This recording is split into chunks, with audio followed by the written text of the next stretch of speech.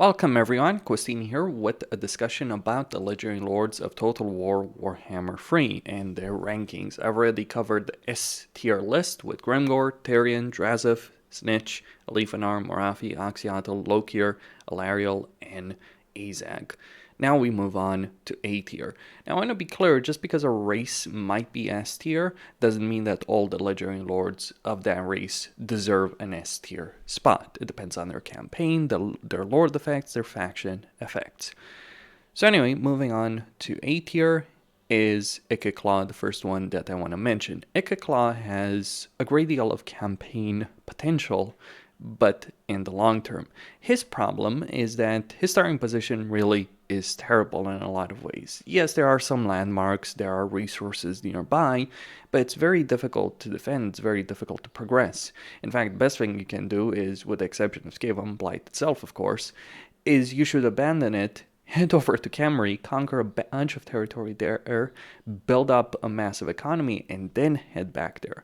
But of course, in the long term, Ikeclaw has an enormous amount of potential because he can literally build nuclear weapons, and like other Skaven Legendary Lords, he has a great deal of climate adaptability, or climate suitability rather. So he does have certainly a lot of power, but early on it is certainly a fairly rough spot. On top of that, Rallying Gunners and Jezzails just don't do very well right now unless you have a really good battlefield, which does limit his campaign potential. If those things would be fixed, and if his starting position wasn't so miserable, he would certainly be an S tier legendary lord, but at the moment he's an A tier 1. Then we go to Grum the Punch. Now, Grum the Punch, in terms of faction effects, lord effects, campaign, just the sheer insanity that he does have in his early game campaign, Grum would definitely be an S tier legendary lord. But the problem is, the major problem in Grum's campaign is, while he certainly has a great deal of power, and crucially he can colonize all of Ulthuan because it is suitable climate, he runs into the issue is that a lot of the terrain around him, besides Ulthuan, is not suitable climate, so he's going to have severe limitations in his campaign. Like, you're going to have a lot of fun in a Grum the Punch campaign. He is A tier. A tier is not bad by any stretch of imagination, but you're going to run into the issue that while you might have a lot of fun playing his campaign, and his faction effects are so powerful, you may deal with the entire campaign in unsuitable climate, you're going to encounter the situation where your campaign potential is limited just because of climate, because outside of Ulthuan, the only other climate that's suitable lies pretty far to the east that does require you to traverse a good amount of territory from your starting position. So that's not a great situation to deal with in any campaign. But otherwise, Grum is a fantastic legendary lord, and I've greatly enjoyed playing his campaign again and again. Then we have the High Priest of Hashut himself, Astrogoff Ironhand. Now, Astrogoff is cool from a design perspective, but from a legendary lord perspective, he does leave some things to be desired. See, the problem with Astrogoff is not that he's bad, it's just that he's kind of designed as a generic legendary lord, at least in terms of his faction effects. Like, he's the legendary lord for beginners if they're picking up the Chaos Dwarfs. Like, every race has like a generic lord that doesn't have anything special necessarily going for them. Astrogoff does have a focus on centaurs, to be clear, and that is certainly very, very, very powerful. But he's more useful to confederate than he is to play, because his faction effects, when you are playing him, are limited. And he has a rough start because he's going to encounter Grimgor the earliest in a lot of ways of the Chaos Dwarves, and he's going to have to deal with him the earliest because Grimgor is in his natural expansion path. I mean, you could decide to do things differently, but you're just setting up yourself for failure if you decide to ignore Grimgor. That is difficult, but I'd say the biggest problem in Astrogoff's campaign is that his faction effects, his items, and even his Lord Skill line don't hold a candle to what Drazov offers overall. I mean, Drazov is rich beyond comparison because of all the cafe and caravans that are going through his territory. Astrogoff is not. And Drazov helps increase unit capacity for all units, but also increases it for Kadai and Infernal Guard and Ironsworn, by quite a bit. Astrogoff is focused on centaurs, but he just doesn't have the economic potential that Drazov has. So he's just a lesser legendary lord because of that. Then we have Malice Darkblade, the edgy Dark Elf legendary lord incarnate. Malice is one of the most powerful melee combatants, if not the most powerful melee combatant in the entire game. He is absolutely insane. He also starts with the Black Arc, which only Lokier does, so he has a lot of early game potential, especially because he starts in the Chaos Waste fighting demons, and he will absolutely annihilate them. Then he gets a major growth benefit in his campaign if he removes the possession, so he can build a massive empire very, very quickly. Now, the thing that I would take away from his campaign is that overall he's in a strong spot, but here's the problem. There are a couple of issues. One, every other army that he has that's going to march across the northern Castways, or Castways in general, is going to take attrition. Two, because you're exposed to the coastline, so you're going to end up in a war with Norsca and have to deal with them. You will easily smash them to pieces, but it's going to be difficult between traversing the terrain, taking attrition damage, and you don't have an encamp stance as the Dark Elves. To prevent that attrition, all you can do is enable a raiding stance, but obviously a raiding stance carries with it certain penalties if you're doing it in your own territory. So it's not a great situation for the Dark Elves to deal with that kind of territory in general, and Malice will have to deal with that territory. But otherwise, he will certainly smash everyone's face in that he's dealing with in his campaign. Like, he goes up to Sigvald and absolutely destroys him. Same with Valkia. And to the east, all he has is the Demon Prince, who is just a really pathetic challenger if he even ends up being a challenge in any way, shape, or form. So a great deal of power in his campaign, but kind of a bit boring really to just spend like the first 20, 30 turns just fighting minor demonic factions that you're just going to walk all over them, and then encountering Sigvald, which by the point you encounter Sigvald, you're just going to walk over him as well. So certainly some issues with the way the campaign is designed. I mean, the Castaways is a great area of the campaign map in terms of building an empire, but it is pretty boring at the moment. Then we have Elfarion. Elfarion's campaign can be pretty interesting because, one, he has a good amount of climate suitability, at least in the Badlands. So you have a unique High Elven campaign in the sense that you have a Badlands campaign, or you can go into the mountains and fight the dwarves if you so desire. But mainly you're going to be fighting Greenskins.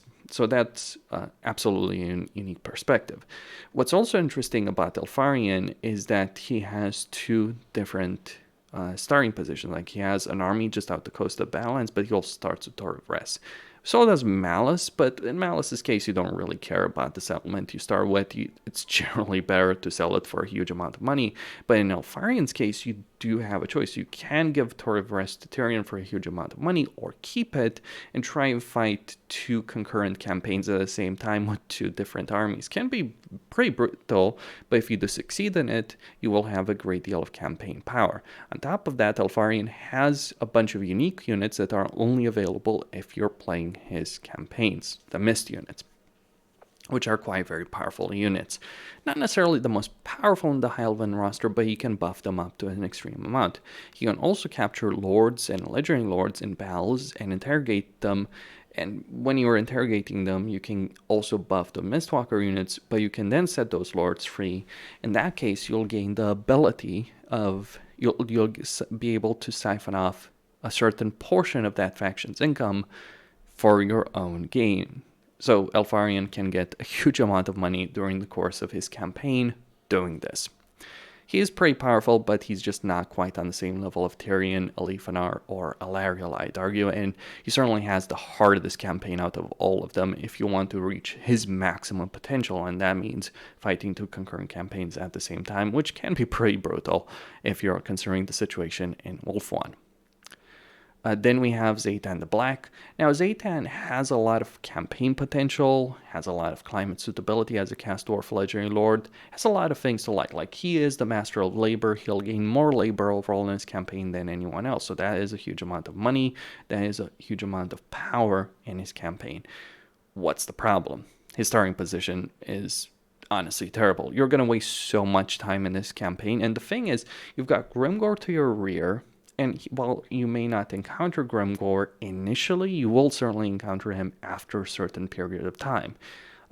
And the problem is, Grimgor is going to attack you from behind while you want to expand in front of you to deal with village, to deal with cafe, to take that territory to march cafe, or victory conditions require you to deal with Miao Ying, but in the backside you've got an endgame crisis that's chasing after you.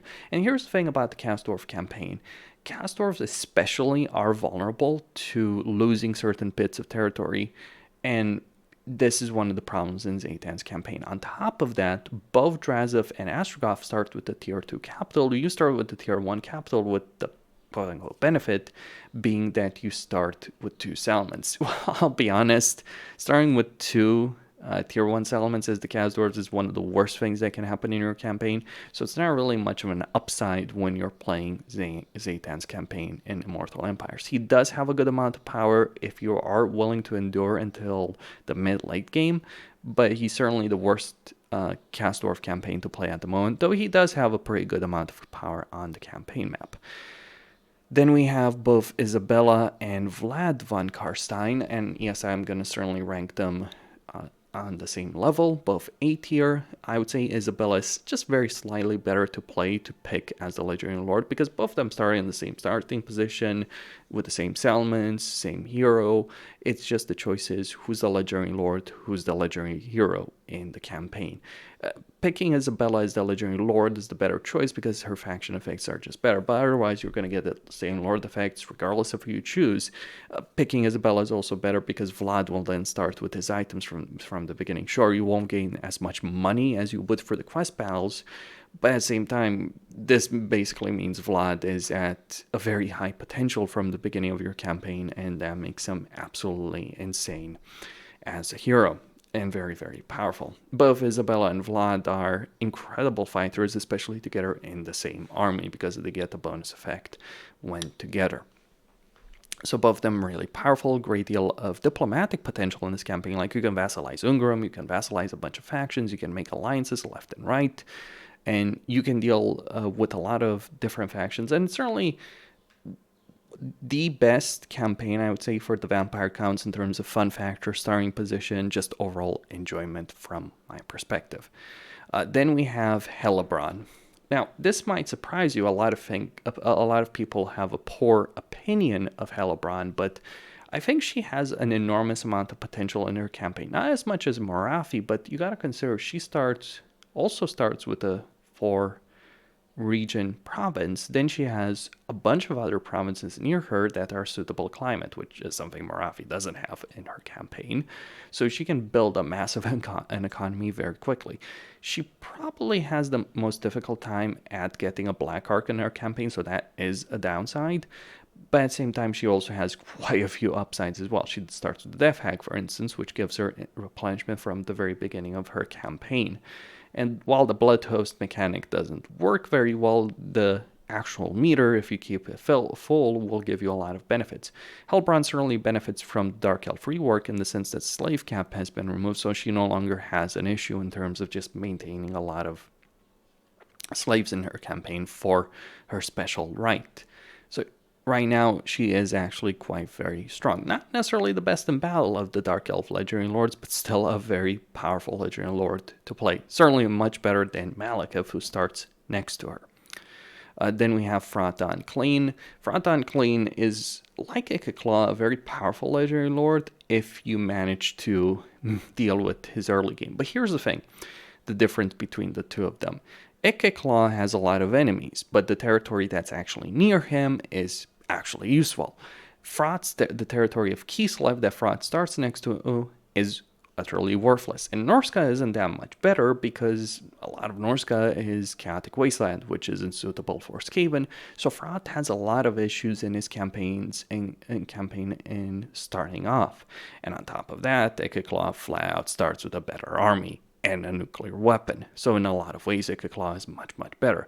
Vlad does have a lot of individual unit customization. He can also spawn units through the vats, very powerful monster units in his campaign to gain a significant amount of power. But it's certainly the kind of campaign that takes a lot of time to get going.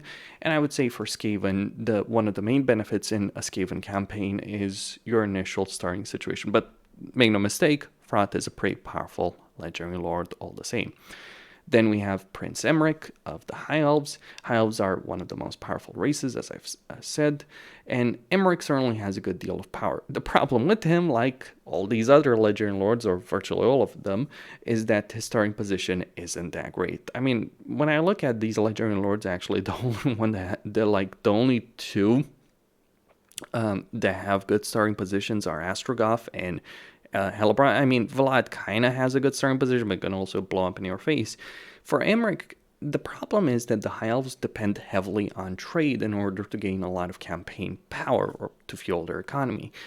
Emeric doesn't really have trading partners for quite a good portion of his campaign, and his objective to take a Calador actually just sucks. You should start at least the campaign with it, and it should be easier to achieve, but it is really annoying. You also have to spend influence to get it done in the proper fashion because you want diplomatic benefit to offset the Confederation diplomatic cost. You do want to confederate Calador because you want to sell the territory to Tyrion and get the major diplomatic benefit, or maybe you want to keep it and just use a secondary army to kill Noctilus. It is very, very possible because the Vampire Coast army just sucks that much.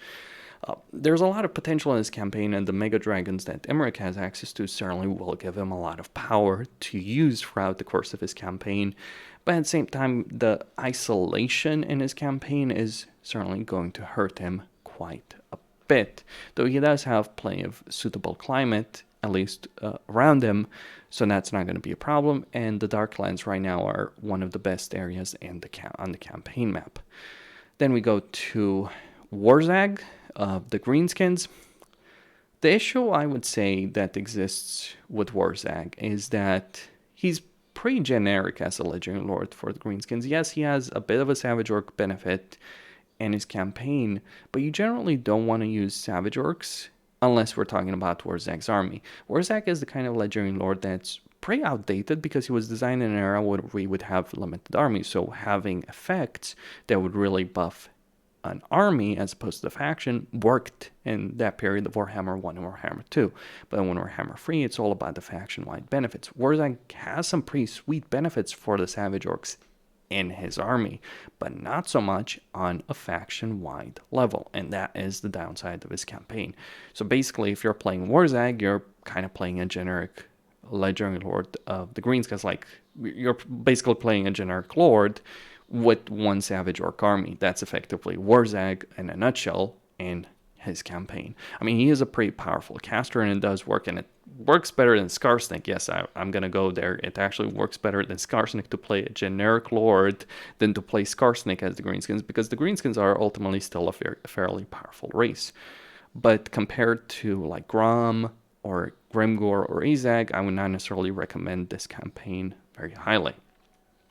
Then we have Queek Headtaker. Queek Headtaker, like all other Skaven legendary lords, he's a pretty powerful lord, with the exception of Tretch, but that's a different discussion. Queek is a monster in melee combat, like Snitch. He doesn't have the same faction effects as Snitch does, so he's falling behind because he's not a DLC legendary lord, so he's weaker than all the others, but he does have one advantage. He has an amazing starting position that's very easily defendable with a lot of settlements close together, so you can use the underway to go hop from settlement to settlement if you ever come under attack. And crucially, you can build a massive economy very quickly in his campaign. So that gives him a lot of campaign potential, whereas if you're playing Ikeclaw or Fraught, you're just going to spend a lot of that early game feeling extremely frustrated. Not the case in Queek's campaign. If there is any downside in Queek's campaign, is not that it sucks in any way, it's that, yeah, he's the generic legendary lord for the Skaven, and because of that, he isn't as great as the DLC legendary lords, because pay DLC is it generally creates better legendary lords. Then we have Heinrich Kemler. Kemler is a bit of a ridiculous legendary lord in quite a few ways. He's a lot stronger than you might assume. while he doesn't have the same kind of melee combat potential as Isabella and Vlad, he certainly has a huge amount of campaign potential. He can raise the dead far cheaper than anyone else in any Vampire Count campaign. His faction effects work. His starting position actually has a lot more potential than you might assume, and he does have a decent amount of climate suitability as well, because he can take over mountains, as an example. And the crazy thing is about his starting position is that he can actually get a lot of blood kisses as well, because the main way to get those in a Warhammer free Immortal Empires campaign as a Vampire Counts is to eliminate faction leaders. Guess what Kemler has around him? A bunch of minor factions with faction leaders that he can eliminate for blood kisses to get those special lords for the Vampire Counts at the moment. So because of that, he actually has a good amount of campaign power. Far more so than I might have realized. Like, if you're playing Kemler's campaign, you can vassalize Grum the Punch within like 4 or 5 turns. And suffice it to say, Grum the Punch is a ridiculously powerful legendary lord, and you can have him as a vassal.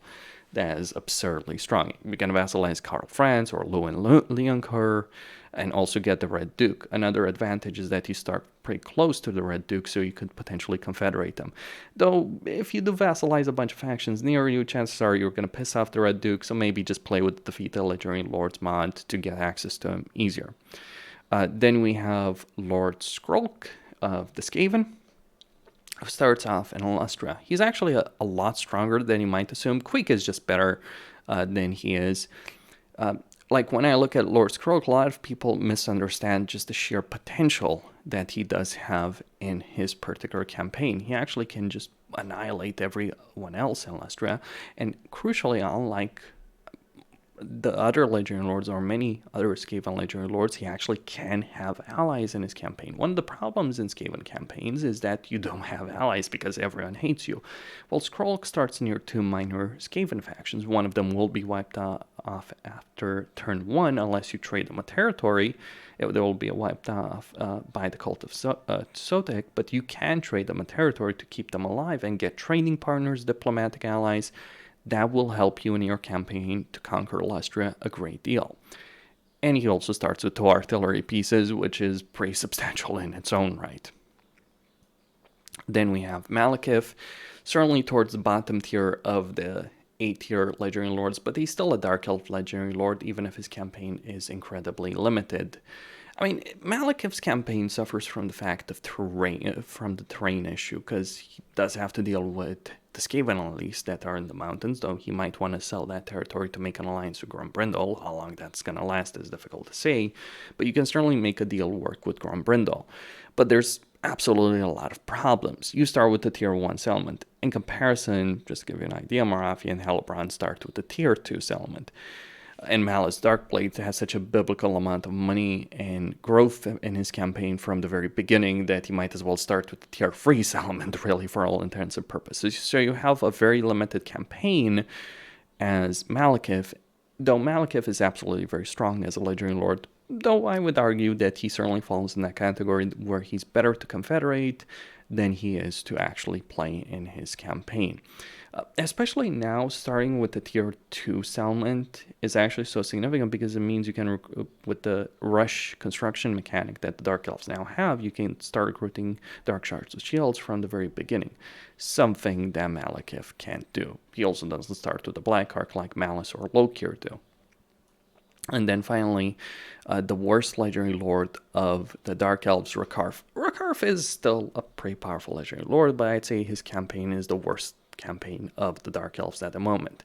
Focusing on the monstrous units just doesn't work very well because the kind of benefits that he does have for them just aren't worth it that much. Like, if you're playing a Dark Elf campaign, it's still much better to go with Dark Shards and Black Arc Corsairs than to bother with the monster units. Maybe a couple of them, but outside of that, Recarf, what you're getting is as close to a generic lord for the Dark Elves as you can get, even more generic than Malakiv, who is supposed to fill that role.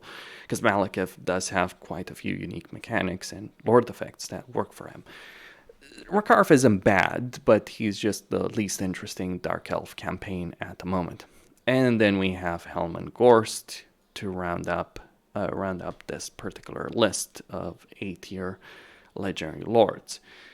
What's my issue with Gorst? Well, here's what I would argue on this particular subject.